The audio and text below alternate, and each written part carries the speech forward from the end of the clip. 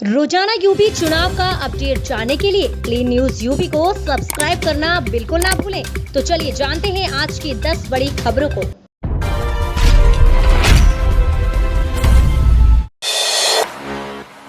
Action में होगी योगी सरकार, वाणिज्य कर के 4 अफसर सस्पेंड, बीएसए से जवाब तलब, विजिलेंस ने एसएसपी के खिलाफ केस की मांगी इजाजत।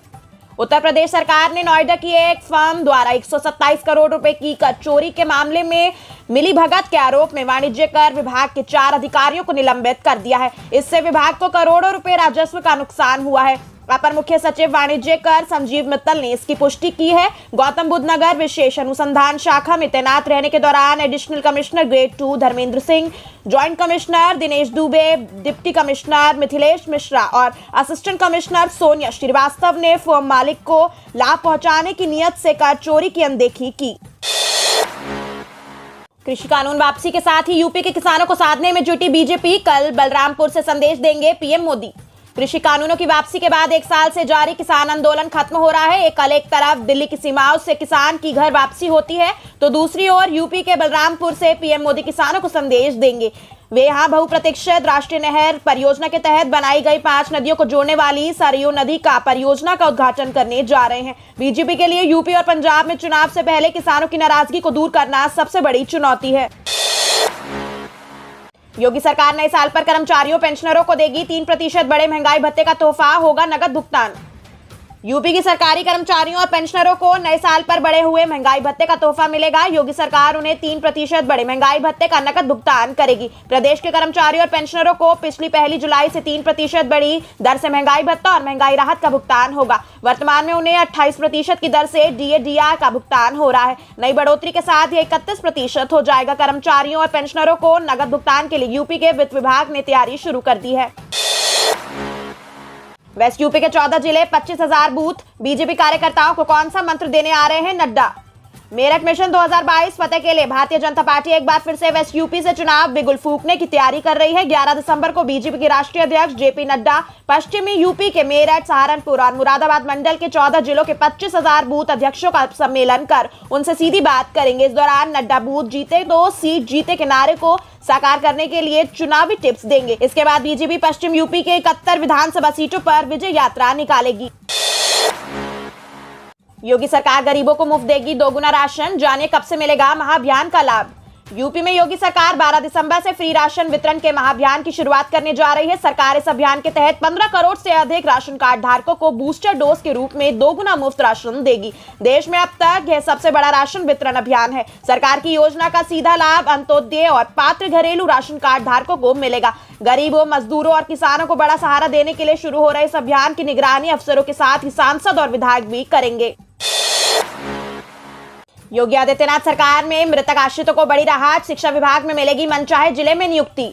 शिक्षा विभाग में अधिकारियों व कर्मचारियों के आश्रितों को अब किसी भी जिले में नियुक्ति मिल सकेगी। माध्यमिक शिक्षा विभाग और वैश्विक शिक्षा विभाग में समूह क व ख के अधिकारियों व समूह ग व घ के कर्मियों के आश्रितों को उनकी योग्यता के अनुसार तृतीय श्रेणी में पद पर नियुक्ति दी जाती है। क्योंकि शिक्षा विभाग में तृतीय श्रेणी कर्मचारियों का संवर्ग मंडल स्तरीय है, ऐसे में अभी तक किसी भी अधिकारी व कर्मचारी की मृत्यु पर उसके आश्रित को उसी मंडल के किसी जिले में नियुक्ति दी जाती थी।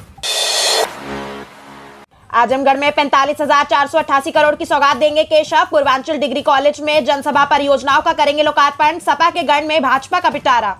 विधानसभा चुनाव को देखते हुए भाजपा ने अखिलेश यादव के गढ़ आजमगढ़ में पूरी ताकत झोंक दी है। यही कारण है कि लगातार प्रदेश के मुख्यमंत्री योगी आदित्यनाथ भाजपा प्रदेश अध्यक्ष स्वतंत्र देव सिंह दौरा कर रहे हैं। आगामी विधानसभा चुनाव को देखते हुए भाजपा ने यह विकास का पिटारा खोल दिया है। 6 दिसंबर को जिले के दौरे पर आए मुख्यमंत्री ने लगभग 200 करोड़ की परियोजनाओं का शिलान्यास किया। इसी कड़ी में उप मुख्यमंत्री केशव प्रसाद मौर्य भी तोहफा देने आ जा रहे हैं। यूपी के 2000 ग्राम पंचायतों को शहरों जैसे मिलेगी सुविधाएं, योगी सरकार कर रही है यह काम। श्यामा प्रसाद मुखर्जी रूर्बन मिशन के तहत प्रदेश के केंद्र सरकार से 200 नए क्लस्टर की मांग की गई है। इन क्लस्टरों के मिलने के बाद करीब 2000 ग्राम पंचायतों को शहरों जैसी सुविधाएं देने का काम होगा। योजना से आच्छादित होने वाले गांव में पक्की सड़कें, स्ट्रीट लाइट, स्कूलों में smart classroom, RO, solar RO plant, marriage hall, mini stadium, park, अंत्योष्टि स्थल, कोल्ड स्टोरेज, स्वास्थ्य केंद्र, स्किल डेवलपमेंट सेंटर आदि का निर्माण होगा। मदरसों में अंग्रेजी पढ़ाई शुरू कराएगी योगी सरकार। लखनऊ में उत्तर प्रदेश में विधानसभा चुनाव 2022 से पहले प्रदेश योगी सरकार की नजर मुस्लिम मतदाताओं पर है। यूपी की सत्ता में बने रहने के लिए मुस्लिम मतों को भी अपने पक्ष में करने के लिए बड़ा कदम उठाया है। इसके तहत मदरसों में अब अंग्रेजी की पढ़ाई शुरू कराएगी। यह फैसला मदरसा शिक्षा बोर्ड के चेयरमैन की अध्यक्षता में बैठक के दौरान लिया गया। बैठक में बेसिक शिक्षा की तर्ज पर अंग्रेजी माध्यम से मदरसे में चलाने के साथ साथ मदरसों को आधुनिक टेक्नोलॉजी से भी जोड़ने की बात कही गई।